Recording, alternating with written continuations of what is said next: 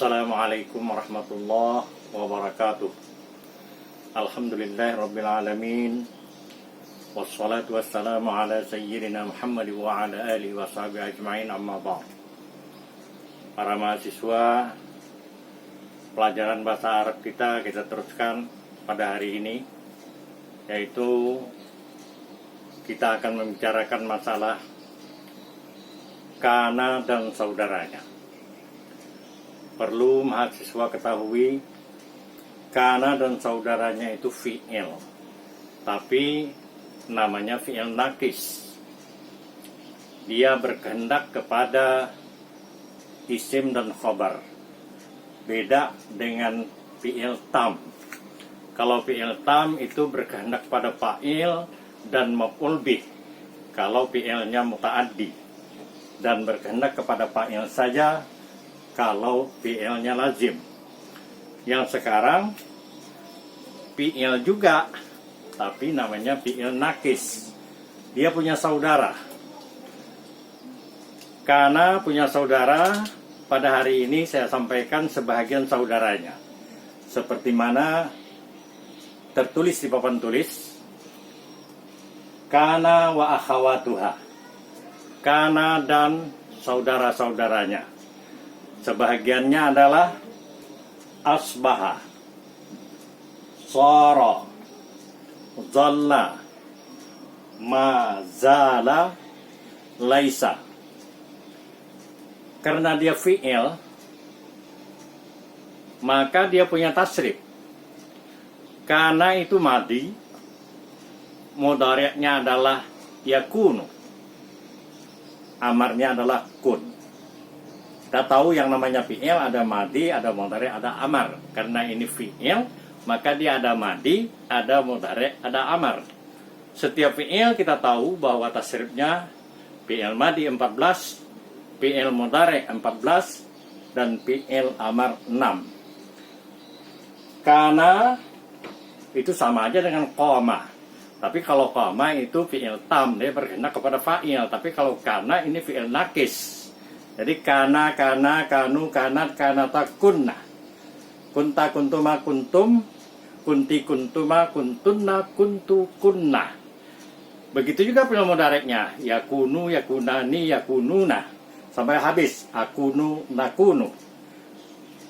Seperti kun, fi'il amar. Kita tahu kun payakun.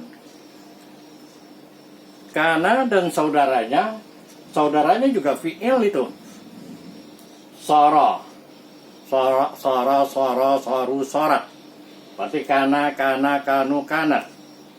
Kemudian zalla. Perlu diketahui yang namanya zalla itu ada dua maknanya. Maknanya yang pertama adalah selalu atau senantiasa. Kalau maknanya mendung, ini fi'il tam. Jadi dilihat dari makna. Untuk mengetahui, lihat dari susunan kalimat. Karena bisa saja dia fi'il tam dan bisa saja dia fi'il nakis. Kalau dia fi'il tam, dia berkehendak kepada fa'il. Umpamanya dhallal yaumu, hari sedang mendung. Berarti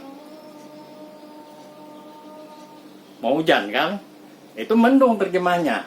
Tapi kalau zalla yang fi'il nakis, itu maknanya senantiasa. Mazala, ini juga fi'il. Zalanya itu kan fi'il itu. Kalau mudhari' itu selalu dipakai la. La yazalu. Tidak ma yazalu, tapi la yazalu. Kemudian yang terakhir adalah laisa. Laisa ini hanya fi'il madi saja, tidak ada dalam bahasa Arab fi'il mudhari' dan fi'il amar. Maka kalau kita jumpai di mana-mana, belum pernah kita jumpakan bahwa yang namanya laisa itu berbentuk fi'il mudhari', dia hanya fi'il madi. Selanjutnya lihat di papan tulis ada contoh-contoh. Contoh yang pertama adalah kana Muhammadun nabiyya. Dulu sudah saya sampaikan bahwa kita mempelajari yang namanya mubtada dan khabar itu akan dimasuki oleh kana dan saudaranya. Ini aslinya adalah Muhammadun Nabiyyun. Muhammadun Nabiyyun ini adalah mubtada khabar. Ini mubtada khabar. Tapi karena dimasuki oleh kana, i'rabnya berubah. Apa itu i'rab? I'rab itu adalah kedudukan. Kalau yang dulu kedudukannya mubtada, kemudian Nabiyyun itu khabar mubtada, tapi karena dimasuki kana, Muhammadun itu kedudukannya atau i'rabnya menjadi isim kana. Dan Nabiyan ini khabarnya. Hukumnya atau i'rabnya yang namanya isim kana itu rafa, yang namanya khobar kana itu nasab. Kalau seandainya saya ganti dengan perempuan, ini jadi kanat sini. Jadi dilihat, kalau kana untuk muzakkar, kalau kanat untuk perempuan. Misal selanjutnya, sara. Sarat talibu najihan. Ini aslinya mubtadanya at-talibu najihun. Mahasiswa itu sukses. Sekarang kalau ditambah sara itu senantiasa atau menjadi sukses jadinya. Sarat talibu najihan. Ini sara mudareknya adalah yasiru. Yasiru, yasirani, yasiruna, tasiru, tasirani, yasirna sampai asiru, nasiru. Kemudian amarnya adalah sir. Berikutnya adalah asbaha. Asbaha itu kalau dilihat adalah fi'il madi mazid biharfin. Asalnya 3 menjadi 4. Tambahannya adalah hamzah di awal. Rumusnya adalah fa'ala menjadi af'ala, sabaha menjadi asbaha. Mudareknya yusbihu. Asbaha yusbihu. Dia termasuk fi'il nakis yang kerjanya adalah merapakkan isim dan menasabkan khabar. Contohnya asbahal muhajirun. Muhajirun itu adalah jamak muzakkar salim. Tahu kita kalau jamak muzakkar salim itu rapak, tanda rapaknya waw. Ikhwana. Ikhwana ini adalah khabar dari asbaha. Asalnya al-muhajiruna ikhwanun. Masuk asbaha, asbahal muhajiruna ikhwana. Kemudian zalla. Tadi sudah saya jelaskan secara singkat bahwa zalla itu maknanya senantiasa. Ada, kalau dibuka kamus, zalla itu maknanya mendung. Nah, kalau yang maknanya mendung, berarti dia adalah fi'il tam. Tapi kalau maknanya senantiasa, dia adalah fi'il nakis. Ya sama aja, zalla ya zallu, maknanya ada yang senantiasa atau terus-menerus, ada juga yang maknanya mendung. Kalau mendung, dia berkehendak kepada fa'il. Tapi kalau dia yang senantiasa, berkehendak kepada isim dan khabar. Contohnya, zalla Muhammadun da'iyan. Muhammad senantiasa berdakwah. Asalnya adalah Muhammadun da'iyun. Itu mubtada dan khabar. Tapi sekarang Muhammad ini menjadi isim. Zalla. Da'iyan menjadi khabar zalla. Inilah yang kita pelajari tak sulit kalau kita sudah tahu yang namanya mubtada dan khabar.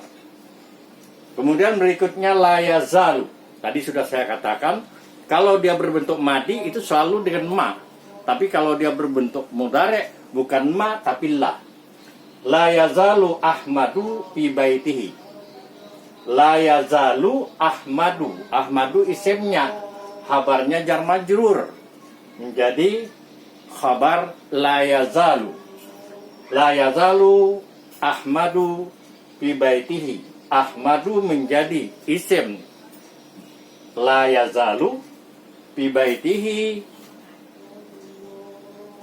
jar majrur atau dengan disebut dengan syibhul jumlah, dia adalah menjadi khabar la yazalu.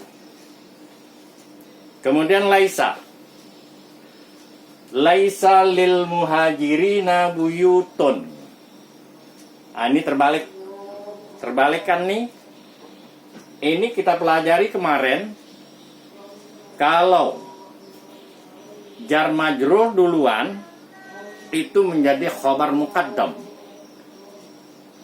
mubtadanya muakhar. Jadi kalau tidak ada laisa lil muhajirina buyutun, lil muhajirin jar majrur atau syibhul jumlah menjadi khabar muqaddam, buyutun menjadi mubtada muakhar. Sekarang masuk laisa lil muhajirin. Tetaplah yang namanya lil muhajirin itu khabar dari laisa, tapi khabar muqaddam. Buyutun ini tetap isim laisa. Kita tahu yang namanya kana dan saudaranya berkehendak kepada isim i'rabnya adalah rafa. Khabar i'rabnya adalah nasab. Jadi berubah kedudukannya. Kalau yang ini tadinya belum ada laisa adalah khabar muqaddam, buyutun mubtada muahar. Tapi kalau sekarang karena laisa masuk, lil muhajirin itu khabar muqaddam dari laisa. Buyutun khabar dari laisa. Nah, ini semuanya karena dia fi'il nakis, dia berkehendak kepada isim dan khabar, tidak seperti fi'il tam. Kalau fi'il tam dia berkehendak kepada fa'il dan maf'ul bih. Kalau fi'ilnya itu muta'addi dan berkehendak kepada fa'il saja kalau fi'ilnya lazim. Ini perlu diketahui dan sering dibaca dalam buku-buku catatan. Sudah kamu pegang itu, tolong itu didalami bagus-bagus. Dengan keterangan yang singkat ini bisa dipahami semua. Itu yang dapat saya sampaikan. Mudah-mudahan bisa dipahami dengan baik apa yang saya sampaikan hari ini. Wassalamualaikum warahmatullahi wabarakatuh.